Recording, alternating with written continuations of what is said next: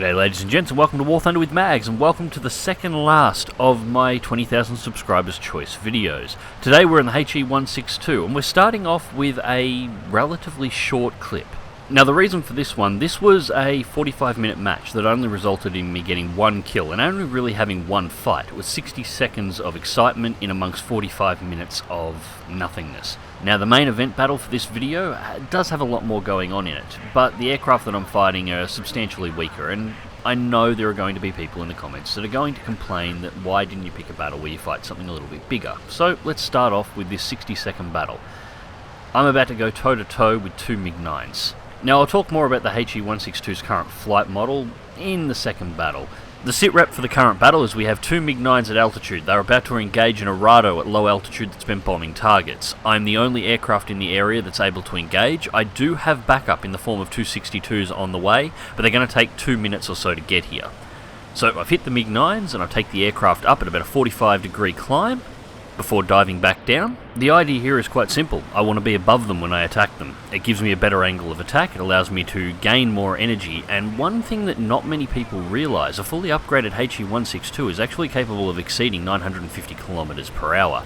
This means it can actually run down non-fully upgraded MiG-9s. It can also match the speed of a fully upgraded MiG-9 in flight, providing it has a dive in order to get itself to that original speed. The He-162 is actually faster than the 262. So 1.85 kilometers off target and closing in rapidly, holding 925 kilometers an hour and still accelerating. The first MiG sees me coming and goes vertical. I'm going to ignore him. I need to deal with the second MiG that's about to take the Arado. Straight into the vertical to follow the MiG-9 into an 8G turn, fire shots, but they go a little slow and behind. Not quite enough lead on that. Follow him through the blackout. Back into a dive, redline the throttles to 108%. That's an interesting thing that they've removed the WEP marker and it's now 108. The MiG is all over this Arado, but I just cannot quite get the rudders to get the guns where I want them to get. MiG goes over into the vertical and rolls, dives down sharply. If I try and follow him through that, I'll likely pancake, so I take it back into the vertical, roll to invert, then re-dive to fall in on his tail. This arrests my speed, prevents an overshoot, and puts me back on his tail perfectly, and there's the MiG-9 kill. But we're not done quite yet. MiG-9 on my 6, pull the plane vertical, and then roll 90 degrees to avoid its first burst of shots. Invert over, and then into a wide arcing barrel roll. The idea here is to cause the MiG-9 to overshoot. MiG-9 has, pull in behind, pull up the nose to put the guns on target, and I actually cost myself the kill here because I shoot extremely poorly. First burst goes through and misses. Roll it over to re-dive, but at this point the 262 cavalry has arrived and this MiG-9 is low on energy from engaging me. He had no chance. So there you go, the He-162 engaging two MiG-9s, one kill and alive and without a scratch, managing to outmaneuver the second one with very little issue if I'm entirely honest. So let's go through to the main match. Okay, so due to a great number of requests, I'm actually going to leave the takeoff and the climb in for this battle, but I'm going to time compress it down. Before I start that, I just want you to look at that D-13 on the runway. What's his issue? Well, what's actually happened here is he's logged into the match, he's seen that there are jets on the team and that he is not the top tier aircraft in the battle, so he's decided to quit the battle in his D-13.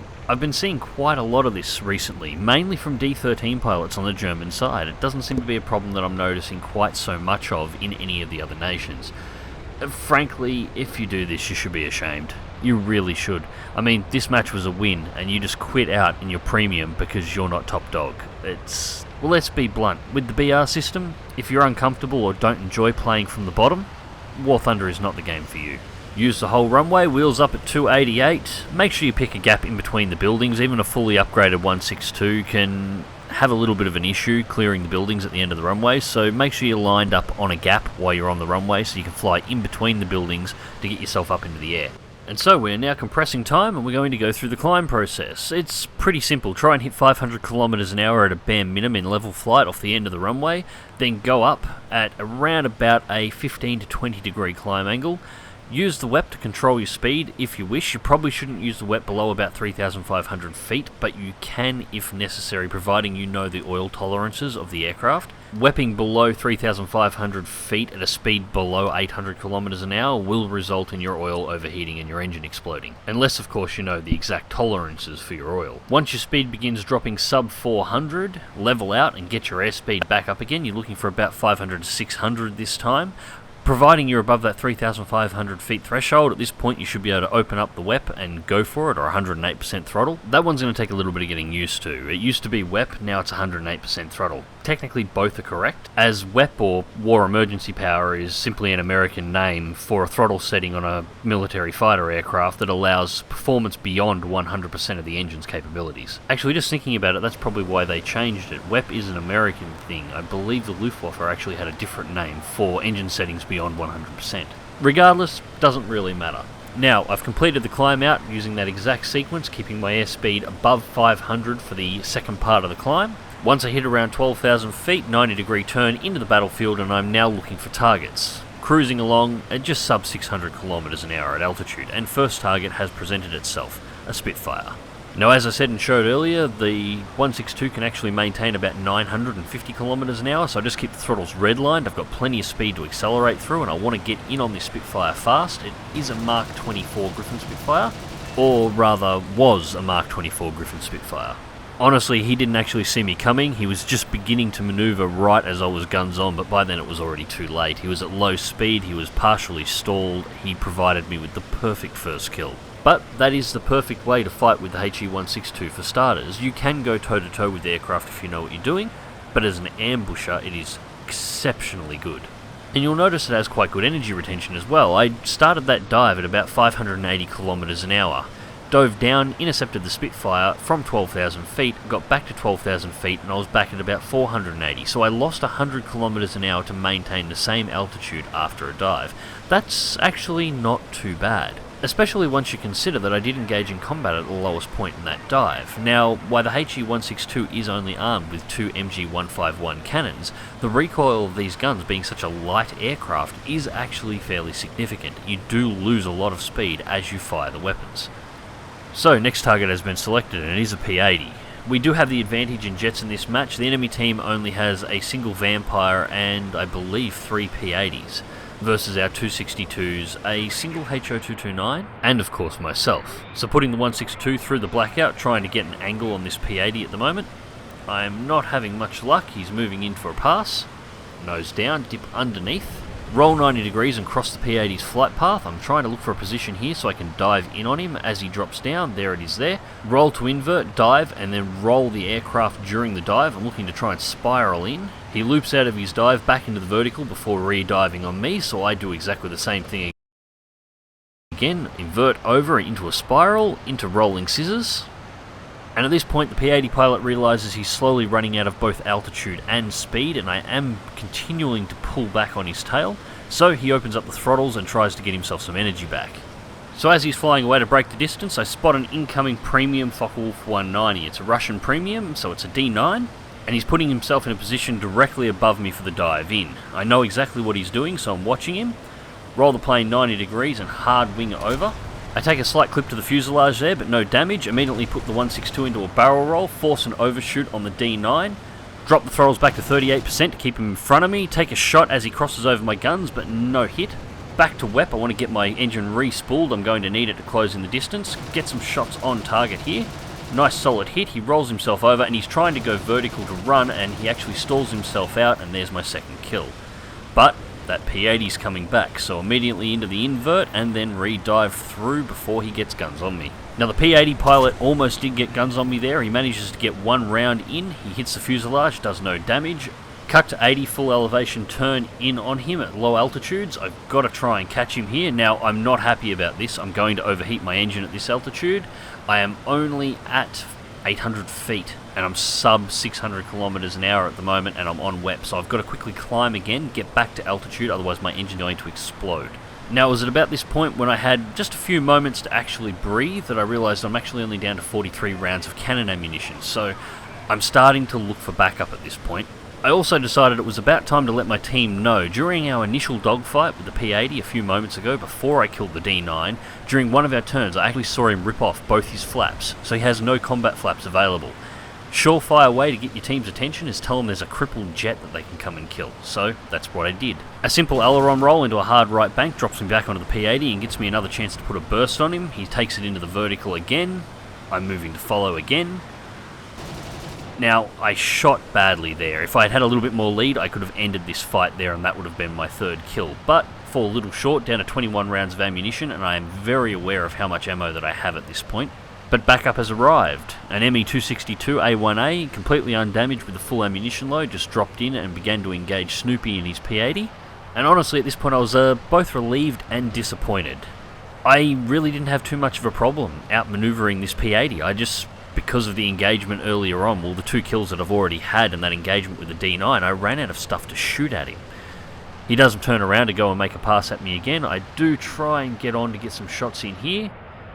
He goes into the vertical, I move to follow, he stalls himself out in front of a 262, and the fight was over. Honestly, the fight was actually over about 30 seconds ago. The P-80 just didn't realise it.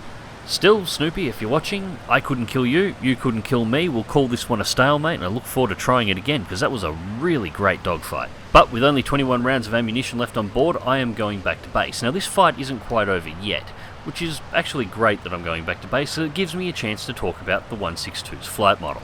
So, up until this point, I've been, well, from the sounds of it, I've actually been dropping a lot of praise onto the 162's performance, and I've been really enjoying myself in it, and I have been. This is because the flight model is not the flight model that it had just a couple of months ago. It's also not the flight model that it originally had. For those of you who are unaware, the 162 was actually the best starter jet in the game about a year ago.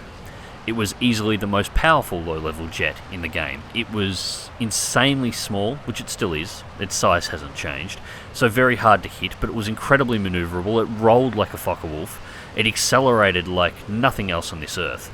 It was a great little jet. Its only weakness was its rather minute firepower, with only 2 MG151s and a fairly limited ammunition load.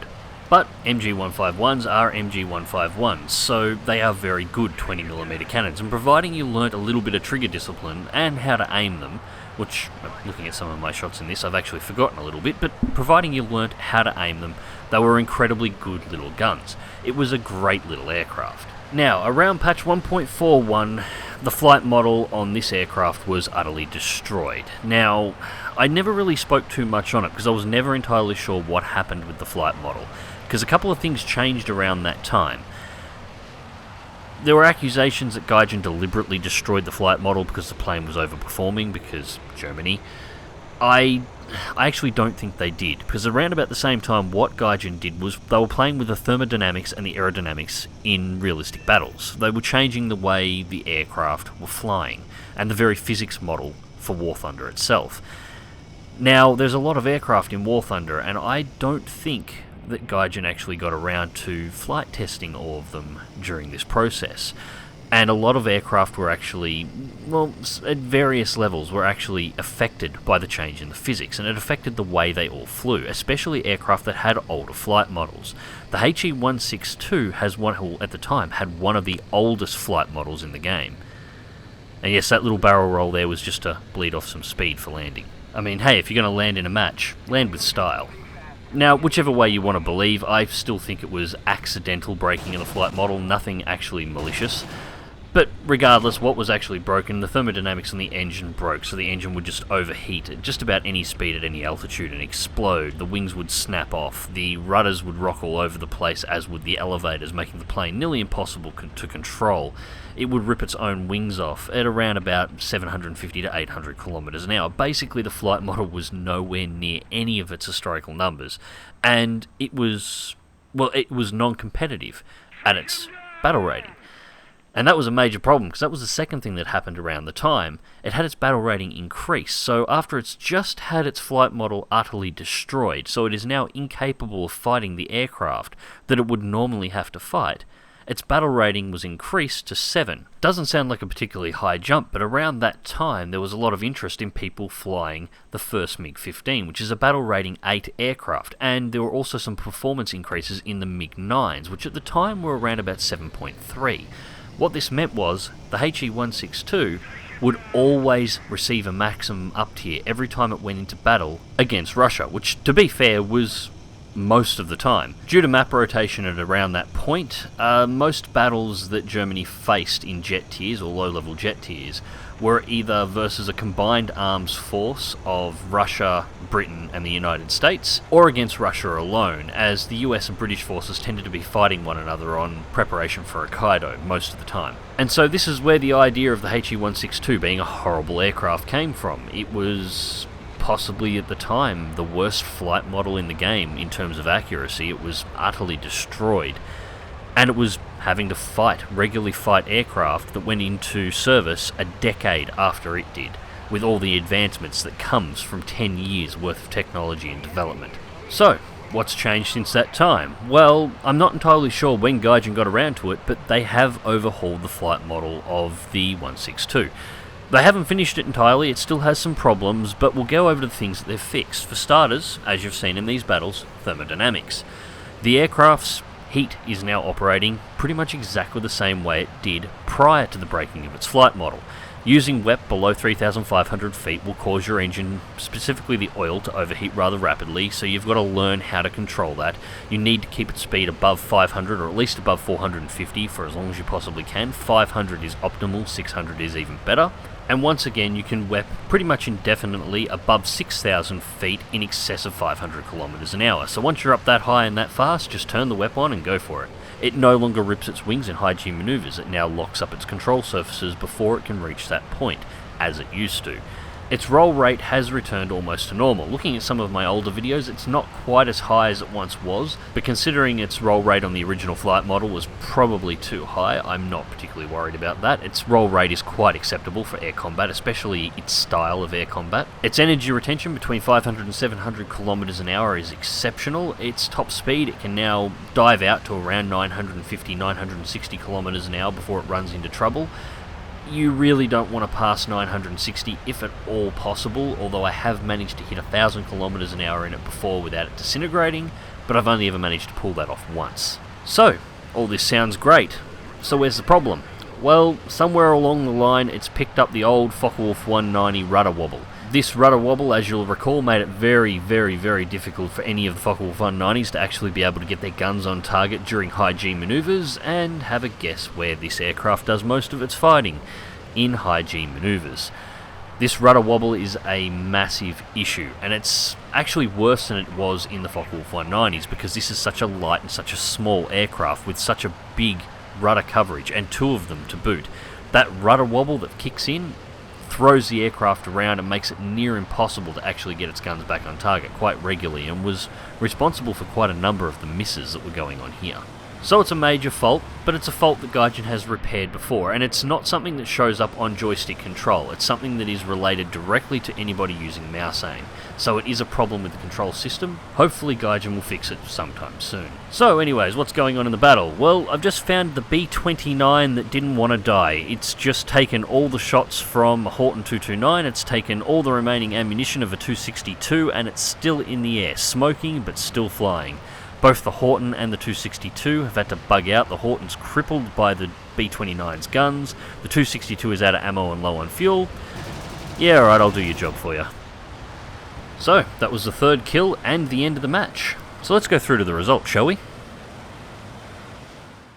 So not quite first place for the team. The 229 managed to bump me off by 27 points. 3 kills apiece for both of us. Professional X2, Shadow Strike Streak X2, Win Streak X3, and Final Blow. 67,435 Silver Lions, just with the premium account, no boosters. 8,508 research points towards the Arado 234C3, and 4,254 modification research that just goes off into the nether because the plane is spaded. And there you go, my subs, as you requested, the He-162, and I would almost consider it to be back. The only thing that's really holding this aircraft back from being the great little aircraft that it once was to fly is that rudder rock. And that rudder rock, as I said, it's related entirely to the mouse aim. It doesn't exist under joystick control. So if Gaijin can twink around with whatever they've got to do with the flight model of this aircraft to make it respond more comfortably to the mouse aim, this thing will be back to where it was pre 1.41, or very close to it. Close enough that it's going to be great fun to fly again. And with its battle rating being reduced back to 6.7, it can no longer face the MiG-15s, and it can't face the F-86A5 Sabre either.